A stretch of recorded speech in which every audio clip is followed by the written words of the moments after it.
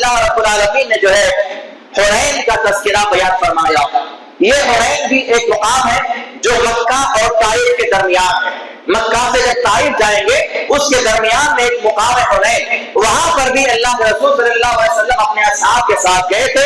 جب فتح مکہ ہوا, آج ہی فتح مکہ ہوا, اس کے 18-19 دن کے بعد ہی یہ خبر آئی اللہ کے رسول کے پاس, جب آپ مکہ میں ہی موجود ہیں, خبر آئی کہ حنین کے لوگوں نے بغاوت کی ہے اور مسلمانوں پر حملہ کرنے کے لیے تیاری کر رہے ہیں. اللہ کے رسول صلی اللہ علیہ وسلم جو ہے صحابہ کو آپ نے جمع کیا, اعلان کیا کہ حنین کی طرف جانا ہے.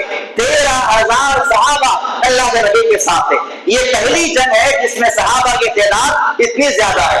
13,000 صحابہ کے ساتھ اللہ رسول صلی اللہ علیہ وسلم مکہ سے روانہ ہوئے.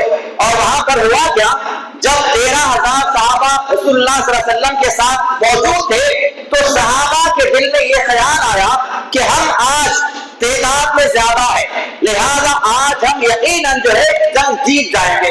یہ بات اللہ تعالیٰ کو ناپسند ہو گئی. اللہ رب العالمین نے کیا کیا, جبکہ 13,000 صحابہ ہیں اور وہ حنین والے کیسے ہیں, تیر انداز ہیں.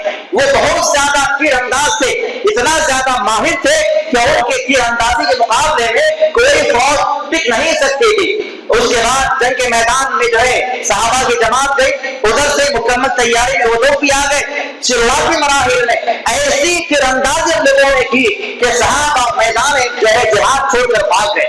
13,000 صحابہ نبی کے ساتھ ہیں, میدان چھوڑ کے بھاگے.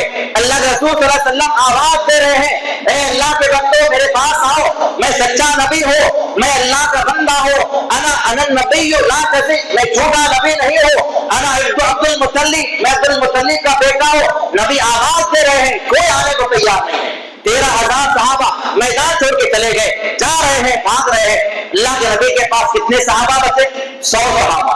صرف 100 صحابہ نبی کے اطراف میں بچے ہوئے ہیں, باقی سارے کے سارے صحابہ میدان چھوڑ کر چلے جا رہے ہیں.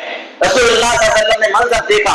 عبداللہ حضرت عباس رضی اللہ تعالیٰ جو نبی کے چچا ہیں, ان کی آواز بلند آواز کے مالک ہے. ان کو کہا, اے چچا آپ جو ہے مسلمانوں کو آواز لگاؤ. جب عباس رضی اللہ تعالیٰ نے آواز لگائی تو ان کی آواز جو ہے مسلمانوں کی جماعت تک پہنچی. سارے مسلمان جو ہے جہاں تھے وہیں پر کھڑے ہو گئے, شرمندہ ہوئے, نازل ہوئے, اور اس کے بعد جو ہے دوبارہ پلٹ کر آئے, حملہ کیا اور حنین والوں کو وہاں سے جو ہے بھگا دیا گیا.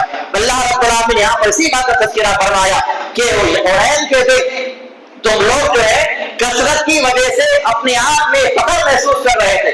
یہ سمجھ رہے تھے کہ آج ہمیں کوئی چیز ہرا نہیں سکتی. فلم تم نے انتم سیاح, اس کے بعد اللہ نے فرمایا کہ باوجود اس کے کہ تم لوگ کثیر تعداد میں تھے لیکن پھر بھی تم لوگ جو ہے تمہارے لیے زمین کو تنگ کر دیا گیا. تو اس سے کیا بات پتا چلی, اللہ رب العالمین کی ذات پر توکل کرنے سے انسان جو ہے جنگ کے میدان کو جیت جاتے ہیں. ورنہ بے شمار ایسے افواج تھے, اللہ کے رسول صلی اللہ علیہ وسلم کے بعد ایسے کئی واقعات ہوئے جہاں پر فوج زیادہ ہے لیکن اس کے باوجود بھی شکست کا سامنا کرنا پڑا.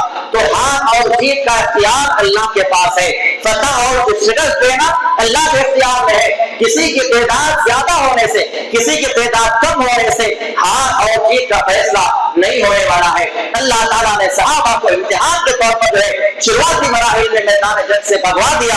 اس کے بعد صحابہ پلٹ کے حملہ کیا تو اس کے بعد مسلمانوں نے 6,000 کافروں کو قید کیا اور 1,07,000 درہم مسلمانوں نے غنیمت کے مال میں سے چنا.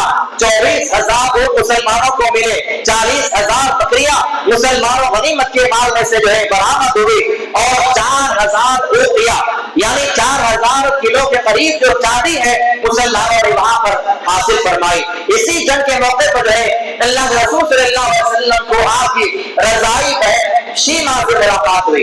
رسول اللہ صلی اللہ علیہ وسلم کی رضائی بہن شیما بنت حارثہ اسی جنگ میں آئی ہوئی تھی, وہ بھی قیدی ہو کر آئی تھی. اللہ رسول صلی اللہ علیہ وسلم کو نے ان کو پہچان لیا اور ان کو بھی آزاد کر دیا اور ان کے ساتھ ساتھ جو ہے آپ نے 6,000 قیدیوں کو بھی آزاد کر دیا. اس کے بعد جو ہے بہت سارے اس حنین کے رہنے والے سرداروں میں سے لوگوں نے جو ہے ایمان قبول فرمایا.